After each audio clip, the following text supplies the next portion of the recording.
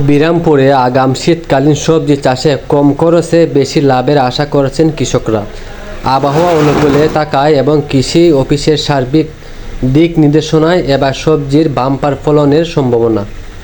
দিনাজপুরের বিরামপুর উপজেলার কৃষকরা আগাম শীতকালীন সবজি চাষ ও ফসল পরিচর্যায় ব্যস্ত সময় পার করছেন। কৃষি অফিসের দিক নির্দেশনায় এখন আধুনিক পদ্ধতিতে ব্যবহার করে কৃষকরা মৌসুমের শুরুতেই সবজি বাজারে তোলার পরিকল্পনা নিয়েছেন। মৌসুমের শুরুতেই বাজারে সবজির দাম ও চাহিদা দুটোই বেশি থাকে, ফলে কৃষকরা অধিক লাভের আশা করেছেন।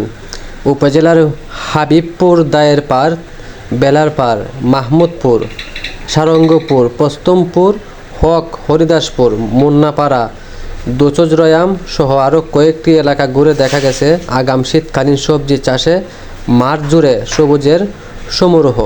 এসব জমিতে এখন আলু, বেগুন, মূলা, ফুলকপি, বাঁধাকপি, শিম, করলা, লাউ, শসা, কাঁচামরিচ এবং লাল শাক, কলমি শাক ও পালং শাক সহ বিভিন্ন শাকসবজির চারা রোপণ এবং আগাম লাগানো সবজির ক্ষেত পরিচর্যায় কাজ চলছে।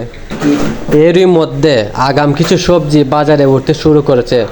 উপজেলার হাবিবপুর গ্রামের কৃষক শাহ আলম বলেন, 4.5 বিঘা জমিতে আগাম জাতের ফুলকপি, বাঁধাকপি, বেগুন, শিম ও শসা চাষ করছেন।